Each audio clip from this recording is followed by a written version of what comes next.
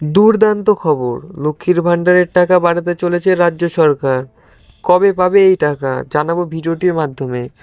তো যারা এখনো পর্যন্ত আমার চ্যানেলটি সাবস্ক্রাইব করেনি তারা প্লিজ আমার চ্যানেলটি সাবস্ক্রাইব করে নাও। তো এই মুহূর্তে সব থেকে বড় খবর, লক্ষ্মীর ভাণ্ডারের টাকা বাড়াতে চলেছে রাজ্য সরকার। তো কত টাকা বেশি পাবেন উপভোক্তারা? মমতা বন্দ্যোপাধ্যায়ের অন্যতম সফল প্রকল্প হলো লক্ষ্মীর ভাণ্ডার প্রকল্প।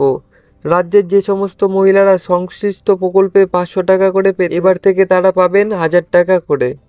অন্যদিকে যে সমস্ত উপভোক্তারা 1000 টাকা করে পেতেন তারা পাবেন 1200 টাকা করে। রাজ্য সরকারকে এর জন্য বরাদ্দ বাড়াতে হয়েছে। গত মার্চ মাসে লক্ষ্মীর ভাণ্ডার প্রকল্পের জন্য খরচ করা হয়েছিল 1187 কোটি টাকা। এপ্রিল মাসে সেই খরচ বেড়ে হতে চলেছে 2228 কোটি টাকা। রাজ্যের 2 কোটিরও বেশি মহিলা উপভোক্তার অ্যাকাউন্টে এই বর্ধিত টাকা পৌঁছবে। উল্লেখ্য, 2021 সালে বিধানসভা নির্বাচন জয়ের পর ফির একবার মঞ্চদে বসে লক্ষ্মীর ভাণ্ডার প্রকল্প চালু করেন মমতা বন্দ্যোপাধ্যায়।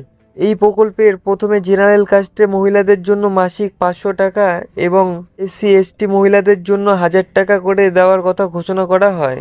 ফলে রাজ্যের মহিলাদের একটা বড় অংশের মধ্যে ব্যাপক সাড়া পড়ে গিয়েছিল।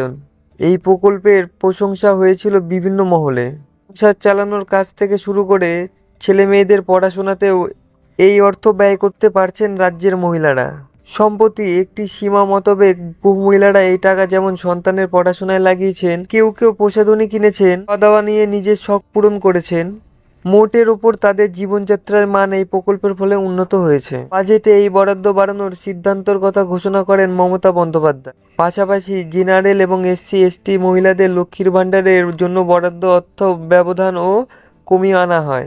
স্বাভাবিকভাবেই খুশি মহিলারা। রাজ্যের এক আধিকারিক জানাচ্ছেন, 1 এপ্রিল থেকে এই বার্ষিক ভাতা কার্যকর হতে চলেছে।